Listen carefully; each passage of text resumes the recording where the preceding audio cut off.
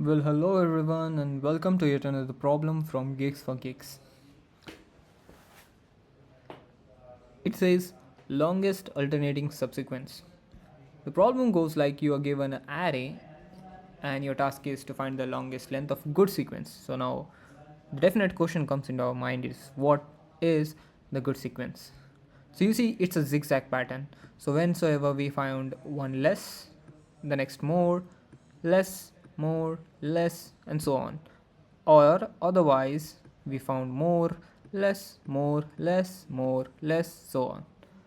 So it's all in a kind of form of a zigzag pattern. You either go more, less in such a way. Let me choose this color. More, less, like this. Or you start from more and you go like this. Both of them are accepted and hence consider as a good subsequence. Remember, it's a sequence and not the actual. Sorry, my bad. Not the actual length. So now in this case, you got a sequence with 1, 5, and 4. How come? As 1 is smaller, 5 is larger, and 4 is again smaller. So we entirely had a length of 3 which satisfies our solution. In this case, now here, let's introspect what's going on with example 2. So you see, 1 is smaller, so 17 is larger, 5 is smaller again, and 10 is larger, 13 is larger, 15 is larger. So let's take 10. Yeah, and within any of them we can take 10 and so on, and we can continue our movement till the point we hit the next smaller one. So we found a smaller one over here, so we took a jump over here like this, then we put a max and then less. So 1 2 3 4 5 6 and 7. Yeah, so that's the reason 7 is the output. So far so good, but how do we solve this within the expected time complexity of O of n and space complexity of O of 1? That's a problem thing. That's a bit challenging one, isn't it? So you see, let's take this array out, scratchpad, and let me add this text over here with this output. Let me maximize for better visibility, and here we go. So as you have seen that this is the input array. We have started from 1, sorry, not in this fashion. So as you see, this is an inputted array. We started from 1 till 8. So every time we consider the pattern, we understood whether the previous and next is better or not based on the two of the outcomes, whether initially or the first element, which we can say over here, it is higher or it is lesser. And that's pretty obvious. If it was higher, then so if it's higher it must follow this fashion, or it's lower then follow this fashion. Pretty obvious. Now you can have either of two methods. You can have something mechanism, wait for it, will not settle for that one, but you can have a mechanism like this. Whensoever you got an input, search for a maximum thing and also search for minimum thing. So initially you'll search for this pattern, or you'll search for this pattern, and you'll get a number from here, you'll get a number from here as well. Take number x and take this number as y, return the maximum out of x and y. Cool, simple and obvious solution. But let's first focus upon how do we implement at least this solution. Spoiler alert, obviously we'll not go ahead and settle for this solution, and we'll go ahead to next, a better optimized solution. So how do we do this? So initially we'll take this number and we'll check for higher. Let's suppose we are working for first position as higher. high. Yeah. So we want this position to be higher. So we see that yeah, this position is higher. This we consider as previous. I'll mark it as previous P. This is the current position C. So this considers as a higher. We added it within our limit. So this is added. This was previous, it was already considered. So two numbers we have as of now, the count. So we know that this subsequence at least can return two numbers. There is one 5. We wanted now lesser number. So let's toggle the higher into lesser because we already found this pattern. We want someone less. So now obviously the current would be no longer current and it would be previous, and this previous would be here. So here is a current now. It is cool.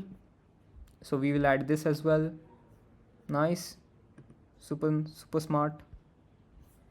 And we have obtained so far this pattern over here, like we already have this and this. So now we wanted to go ahead and settle for this number up high. So now we have three numbers. We'll check, is this number valid? Yes, valid. Let's consider this, and because this was our previous, this is our current, and we're considering this. Cool, not bad. And let's consider this number to be current and previous. So now here's a question to you. Shall we set up on this number 10 or shall we go to 30? What do you think? Pause for a while and do let me know. The obvious thing is we should not settle for this and we can get the higher one. And nobody wants to settle for this one. So let's cut down previous to here, and this is now new current. Let's ignore this number because we are not choosing, although number doesn't matter, count matters here, but we are not choosing that number, we are choosing this number. Why we are choosing this number? Let's take a recap again. Suppose if a number comes over here like 12, let's take an hypothetical number. I'll say right here we saw 12. So if considering this number, if we have considered 10, we would not received, we could not incorporate 12 as the lower number because next we wanted to get low. But if we have considered 13, which we are considering, and we found 12 next, the chances are, or not only chances, we are actually considering 12. That means our count would be higher, our count would be maximum, and that's the reason we should settle for more. If you are getting a better opportunity, let's take it. And let's say then you're not fit for me, just the way my ex said to me. So this was the current for X. Sorry, my bad. This is the current here, and this is the previous. So again, it's time that shall we settle for this or this? So obviously, let's dump 13, the way my ex dumped me, and let's consider 15. So this is now previous. Sorry, we are considering this 15 now. Let's erase this one. So 15 is considered now, and we need to get low here, low next. So now 15 is a number, 15 is previous, the pointer iterates, advances to this one. This is now new current, it dips, and yeah, it dips to 10. Nice. So it dips again, it wanted to get higher, the same concept again, but in the reverse fashion. If you wanted to get low, shall we settle for this or shall we get low again? And it makes sense to get low again. Now if you are considering 5 over here, then we saw 16, and then we saw 8, which suits both of them, which suits in this fashion. So we have 1 2 3. Let's count by highlighter. This is 1, this is 2, this is 3, 4, 5, 6 and 7, which is nothing but the expected count. So that's the reason we can go ahead with this high. And similarly, the way we consider this position as high, we can consider this position as low, and we can go forward with it. The only problem with this is we need to have initially two assumptions, as we have discussed earlier as well. Whether provided an input, it should take high first and then it should take low. So obviously, without any further intelligence, there has to have two loops within our picture. Two loops. Obviously, writing is so difficult. What about running this? Running, obviously, two loops. It's not that preferential, although the time complexity would still be often, but it's not preferred. I'm not sure, personal choice.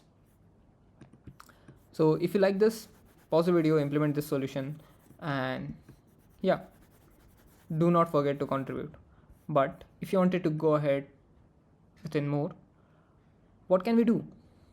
So you see, what the entire thing which we done earlier is to find what low counts and what high counts we had. Isn't it right? So we had this low count, high count, then low count, then high count over here, then low count here, and then high, then low. 1 2 3 4 5 6 7, which is true, and every time our high count is defined by our low count. So every time high count, let's take high count, is equal to 1 plus our low count. How can I say this? Because I can say this because high count is already always dependent on the low count, and this is a constant. We can ignore this one, just like she ignored my feelings. Yeah, so these both are interdependent. So if low count needs to increase, high count should also needs to increase as well, and if high count needs to increase, low count needs to increase as well. Wait a minute, it will get clear all at once. So now initially we have only one low count and one high count. Let's not imagine that we are taking high and low differently. We can say that high and low, either it can be in this fashion or it can be in this fashion. It can be in this fashion, but that's useless, because next if it moves up, it again goes ahead with 0 or 1 over here. By this I mean that the number next is greater, number next is lower, or the number next is equal. In any of the case, it's 1 and 1, 1 and 1. I'm saying about the count which we have in the subsequence. Isn't it right? Yeah. So considering that in my mind, we next need to have, and let's focus on only one thing now, it will be much more simpler for us. So let's consider that initially we are at position 1 1 with low and with high values. So the idea behind this is very simple. If we found next element as high, increase the length of high, or increase the count, high count. So I'll say 1, increasing the high count, which is from the low count, which is 1 plus 1, which is 2. I'll write 1 plus 1, which is nothing but 2. And since there is no increment in low count would still be 1. Coming to 2, so what does index 2 says? It goes down, increment the down count or low count. it get low, incremented the low count, which is from 2 plus 1, 3, and you see high count would remain as it is as 2. Going to 3, it incremented itself, so increase high count, it got high count increased, high count increased to 4. From here to here plus 1, and 3 remained as it is over here. Now it's 13, it again went high, so it's 4, 3 again plus 1, 4 over here, 3 remains same. It's 5, 5 again went high, it's high, right? I don't have any place, so I'll just write it's high. So it went again, marked it as 4, 3 remained as it is. Now it's 10, it went low. Now it's 10, it went low. Now it's time to increment low. That's the reason 4 plus 1, 5 upon the index 6. So 6 index it was, yeah, and 4 remained as it is. Now we increment it to index 7. What do we find here? That 10 is again getting low. So increment the low count. How do we increment low count? By taking high count. 4 plus 1, 5 over here again. By low count, 4 comes as it is. Now 7 comes to 8. 8 we see high. Increment high count, which comes to be as 6. Now it gets 7. It gets low, and we commit to as 7, and hence 7 is our answer. Out of maximum 6 or 7, 7 is the answer. So this solution works because we do not went ahead and fall into the madness of handling previous, current and all. We only know that whether we are going up, high, or whether we are going down, we are getting low. That's all. So the same sphere, it takes an O of n time complexity, and it takes O of 1 space complexity, because only 2 variables we need to maintain is low and high.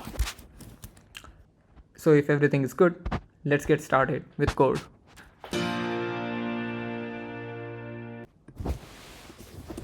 So initially I'll go ahead and write down that int I wanted a high which is equal to 1 and int low which is equal to 1. This is the assumption we are making. That means we need to have something like a dot length. If at all it's less than 3, then go ahead and return a dot length. And I'm assuming that a is always non-null. So whenever we find this, let's go ahead and iterate.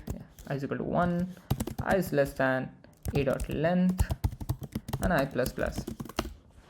And now we are clear that, hey, what we need to do, if a of I is greater than a of I minus 1, so it got high. So what do we do? Increase the high count. High is equal to low dot 1, low plus 1. Else, if we are getting low, how we define it low is a of I is a of I is lesser than a of I minus 1. Got low. So we increment the low count, which is equal to high plus 1. And now we have high count, low count within running continuously with this loop. And when the loop ends, we have the ultimate high and low count. And what do we do with this? We return the maximum out of it. Maximum of high, low. And yeah, that's all. Let's compile it to check again sample test cases. Yeah, it passed. So let's check for rest of the test cases as well. Okay, it seems an error with this. So it says that if you're having 2 characters, you don't need to return 2, it need to return 1 itself. So validation needs to be done on 1 and not 2. Cool then. Let's compile it and submit it again. Let's submit this one. So yeah, this was all about it. I hope you have a good understanding upon this. It was a tricky question, It was not so tricky question. It was something like you needs to harness your brain power to minimize it. It was of the form that you need to think twice and code once. There are multiple such of the questions. If you wanted to know more about it, uh, do click the video on your right, and I'll see you in the next one.